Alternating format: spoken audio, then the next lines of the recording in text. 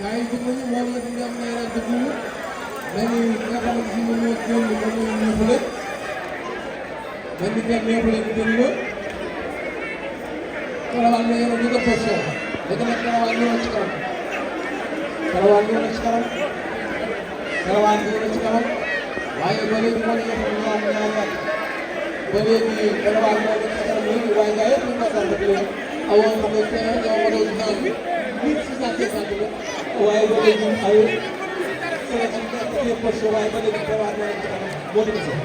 Oui, le maison qui aborde maintenant la ligne de l'arrivée pour la première fois. Il y a toujours un quelques courses sur la scène de Telescope, accompagné à l'extérieur par un or. Et voilà, Maoulé qui est déjà plus loin, avec un allemand, mais on est complètement avec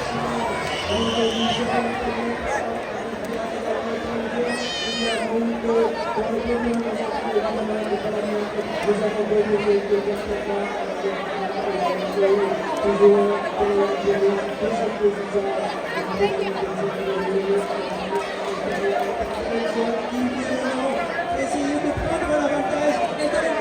complètement écarté à l'extérieur sur la zone des Saïdés, accompagné à côté de par Népolen, des Saïdés qui tentent maintenant de reprendre l'avantage. Népolen qui s'en va accompagné à l'extérieur par Challenger, accompagné également par Yekini qui est complètement à l'extérieur avec également Kéloman, c'est toujours Népolen qui est en tête de course. Massa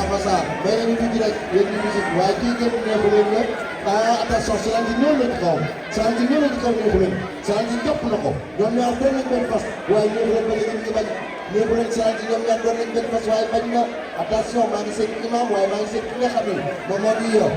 Alif 2 ñëw nañ en troisième position de moi waaye attention diggante neexu leen ak Salanji ah que Salanji génn na Salanji génn na ko Salanji génn na neexu leen Salanji génn na neexu leen Salanji génn na neexu leen daw nañu imam daw nañu Alif 2 attention ki nga xam ne Salanji daw na Salanji ñëw na